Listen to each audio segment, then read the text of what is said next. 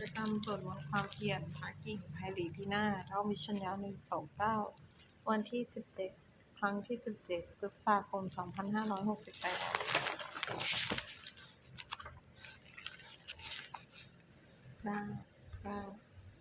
วันนี้วันที่17พฤษภาคม2568เป็นวันที่17ข้าพเจ้าวิชัญญาติสุทธิคุณขอถวายเสียงสวดสาธยายพระสูตรและปริตรมนต์ประสานถวายเป็นพุทธบูชาธรรมบูชาสังฆบูชาและอาจาริยบูชาแด่ครูบาอาจารย์ทั้งหลายขอจิตของพระเจ้าทั้งตั้งมั่นมีสติและลึกได้มีสมาธิจดจ่อในอักขระพยัญชนะในบทสวดต่างๆเล่นด้วยเถิด1บทจากพระตรัสไตรอรหังสัมมาสัมพุทโธสวาพุทธังพระวันตังอภิวาเทมิสวากขาโตภควตาธัมโมธัมมังนัมสสามิสุปฏิปันโนภควโตสาวกสังโฆสังฆังนามามิ2บทบูชาพระไพศรีพินาศอรหังสัมมาสัมพุทโธสุตินังปารินิพพุทโธปุเนหิทาสะมังมุทานิปาระมิหิสทิสเตยาวชีวังอหังพุทธังธัมมังสังฆังสรณังคัจโตปูเชมิระตะนัตตะยังธัมมังจารามิโสทินัง3บทสวดจุลเทวดาสมตาสกาวเลสุอัตตระคัจฉเทวตาธรรมวินิราชสะสุนตุสังฆมุปทานกัจจิตังมิตรโรเปคิริสิกาลสเทเตสดุเทวิมณีอีเปลาเทสะขมิสารุวนาคานิเกหาวตุนิหิสุเทเตภูมาเตยันตุเทวะชลาชลาวิสมิยะสันหพนาคาติสันตาสันติยังวินิวรวัตนาคาตเวนิสนาสุดานาสาวนาคาโลยังพัฒนาการคนคนคาโลยังอาตาธรรมสวานาคาโลยังพัฒนาการ4บทสวดทุกขะอาคานาคานะโมตัสสะภะคะวะโตอะระหะโตสัมมาสัมพุทธัสสะนะโมตัสสะภะคะวะโตอะระหะโตสัมมาสัมพุทธัสสะนะโมตัสสะภะคะวะโตอะระหะโตสัมมาสัมพุทธัสสะบทสวดไตรสรณคาถาพุทธังสรณังคัจฉามิพุทธัมมังสรณังคัจฉามิธัมมังสรณังคัจฉามิทุติยัมปิพุทธังสรณังคัจฉามิทุติยัมปิธัมมังสรณังคัจฉามิทุติยัมปิสังฆังสรณังคัจฉามิตติยัมปิพุทธังสรณังคัจฉามิตติยัมปิธัมมังสรณังคัจฉามิตติยัมปิสังฆังสรณังคัจฉามิ6บทสวดสัจจกิริยาคาถานาคิเมสมานังยังพุทโธเมสมานังวะวังเอเตนะสัจจวัชนะโตคิเมหันตุสัพพะทานาคิเมสมานังอัญญังธัมโมเมสมานังวะลังเอเตนะสัจจวัชนะโตคิเมหันตุสัพพะทานาคิเมสมานังอัญญังสังโฆเมสมานังวะลังเอเตนะสัจจวัชนะโตคิเมหันตุสัพพะทา7บทสวดติรัตนะอายะมัคคาพุทธังนะเมรัตนาพุทธสรีระติตังธัมมังนะเมรัตนาพุทธวิสุทธิสารังสังฆังนะเมรัตนาพุทธสุติยทิฏฐิเอตังนะเมติรัตนังรัตนัตยาวหังสัมมาสัมโมสเวสะวัตถุวิเศษะโหทังอัญโยยายะยุตตะคุณาโยภะวะปะสัพพะวะตังอัสสุมิตยังคิติสเทวะยะถาติทันเตเอกังวินาสถิสัทเรสมาสัมภะวินะโลกีจัตถาติสัสิเรนจัปปาสุขุตังธัมพีรายานะวิสยะอสุทุถะสถังวินดูสิอัมปิกะชะโมหิวิชัญญะโมหังโลกันตุเอวิสิกัจฉตุปะลัพพะนิยังเอสันตุพุทโธวิชิยังตุนะกายะกายะนะเมหิโยวะชานะกายะสุวิสุตตัมติสมุปัสสะปังมานะสิสุทธะสะทาสานังสุญญะติกานะสมัสสะมุตตมะคุณะภูมังทุกขาสมุตตนะมุขาสรณังคัจฉานะปูชาระเกตุปามาอภิปูชนียังนิพพานะสัจฉิกิริยายุปะเนสยังหังสมากิเรสวะละโสธนะสิทธิยากะสาธุหิอัตถะปุชะเรตุปัสสิวะนิยังปานิหิสาปิสมนังคามะนิยะนิวะตัสมาทิตังเก ศีลสนังสนังนังปตัมหะรตินาทีวังสนะเนสุนามัสสมานาปูเชมะจาปิสัตตังสุปปันนะสิทธาสัทธาเมตตาริจะวิยาสทาราตาจัตปุญญีนะสัทธาสุขตินะสุขีภาวินเตเชนะสัสสะจะตถาปิสุขติโหตุโยเตถะธรรมวินัยยัมปิปมาณปุโตโลกุตตะลาภิสัมโยนิยโตสุโขคังตโสปะนิสสะยะจะยายะอายัมปิโหตุวัตตุตะเยปาริปิโตสัพพะอาคาโลแปดนามทาระสิกขิคถาโยจักขุมาโมหะมะลังปะกัตโถสามังวัตพุทโธสุขโตหิมโตมลัสสะปาสาวินิโมจยานิโตปาเปสิเขมังชนะตังวิเนยังพุทธังวรันตังศิลปะนะมานิโอกัสสะนาทัสสะวินัยกัสสะอันเตสุขเตชยสิทธิโหตุสัพพันตอายาตวินาศมินตุนะโมตัสสะโชโยวิยะตัสสะสัทธุทัสเสสิโลกัสสะวิสุทธิมัคคังมิญาณิโกธรรมะทัสสะทาเรตาตาวะโหติกะโรกุติโมธัมมังวันตังศิรสานะมานิโมหะปะทารังโอปัสสันตทาหังอันเตสุขเตชยสิทธิโหตุสัพพันตรายาจวินาศมินตุ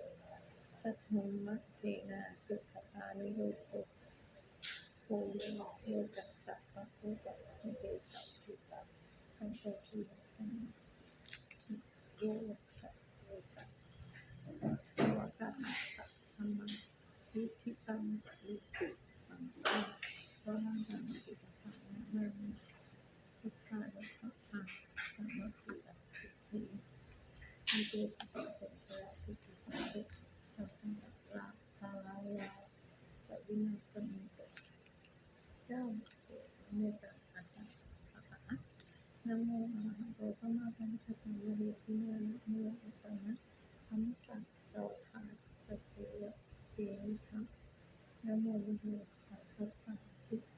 สีสุทธะสีสุทธิเมนะโมโอมาตายะโลกัสสะโลกัสโลกัสโลกัสสะปิสังนะโมโอนะชาติสัพพะปัสสะวัตถุวัตตินะโมตังรักขะภาเวนะนิพพานันตุสุขังภะวะนะโมกาลังนิพพาเวนะเสวะทิโหตุสัพพะทานะโมกะละกะเตเชนะวิธิมาริโสนิเตชะวะ10บทสวดมหาสังฆสูตรเอวัมมัสสิตังเอตังคัมมังคัตถวาตุสุวิหารติปฏิภวตุสัมมาหาลังโลกัสสะปิตังตุนาตะอิมิจนะเอกุวิตุวิสัพเพเยอะหังเทวิทัพพริตานะสัพพะตุวิ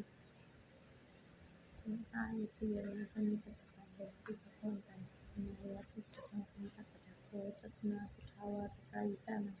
สิวะโนเอตัสโลสิอายัมโสภะคะวะสุเตโตวินาศติปฏิโลกโตสัมมิมหาโมหะตาสัพเพนะ